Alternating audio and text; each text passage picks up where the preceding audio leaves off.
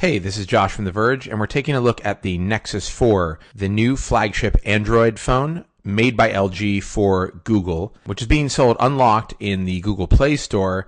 There's an 8GB version for $299 and a 16GB version for $349, and it's also being sold by T-Mobile on contract. A 16GB version goes for $199. The new device replaces the Galaxy Nexus, which was made by Samsung. I have to say, from a hardware standpoint, it seems like a much nicer phone. The device looks very similar to the Galaxy Nexus, but when you get a little bit closer, you can see the differences. The Nexus 4 is not curved the way the Galaxy Nexus is, and it also is made from just nicer materials.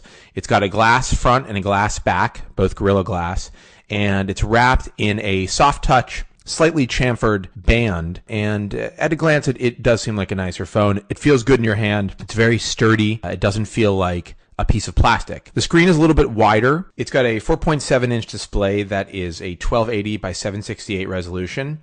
It's an IPS LCD display, and it looks a lot nicer than the Galaxy Nexus display did. It's crisp and clear. The only negative is that colors seem a little bit washed out on it. Not just compared to Super AMOLED, but even compared to something like the display of the One X, which uses basically the same technology. It's got two cameras. There's an 8-megapixel shooter on the back and a 1.3-megapixel camera on the front. The camera on the phone is a lot better than the Galaxy Nexus. It takes nicer photos, and it takes better photos in low light, which is really important. It's not the best camera on a phone, that's for sure, but it definitely gets the job done much better than the previous version. Inside, it's got a Snapdragon CPU, the S4 Pro, which is clocked to 1.5 gigahertz. Google reps that I spoke with said that it's the fastest phone on the planet, whatever that means. There's 2 gigs of RAM inside, and it also has NFC and Wi-Fi and Bluetooth.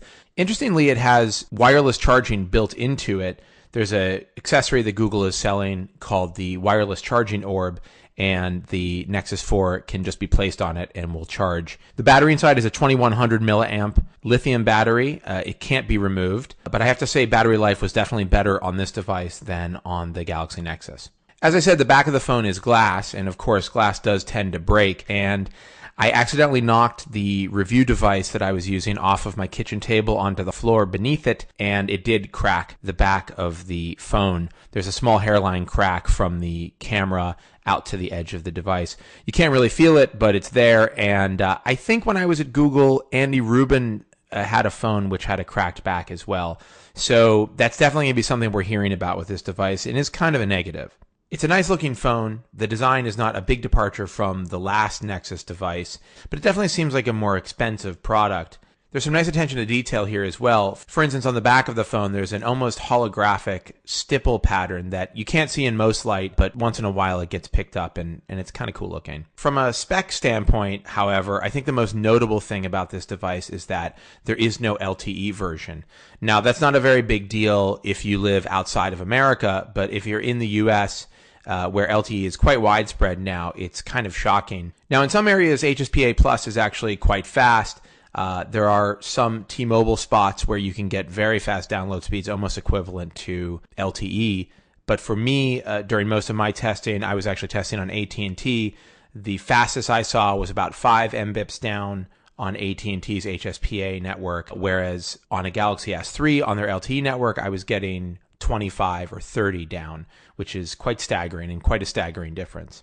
The lack of LTE is a huge disappointment, making this not really competitive with the iPhone 5 or the latest crop of Windows Phone devices. As far as software is concerned, this phone is running the newest version of Android, which is Jelly Bean 4.2. It's a dot upgrade from the last version, but there are a handful of really interesting new features. For starters, they've added quick settings to the notification menu, which means you can access your most used settings pretty quickly. You can also get to this menu by using a 2-finger gesture swipe down on the notifications window, which is pretty handy. Google's also introducing gesture typing, which is basically their version of swipe, but it works in conjunction with regular tap typing on the keyboard, and in my testing was pretty good. I don't think the prediction is quite as good as swipe, but it's about 95% as good, which is basically good enough for me. The camera software has been updated significantly. Google has employed a really ingenious gesture-based interface for the camera.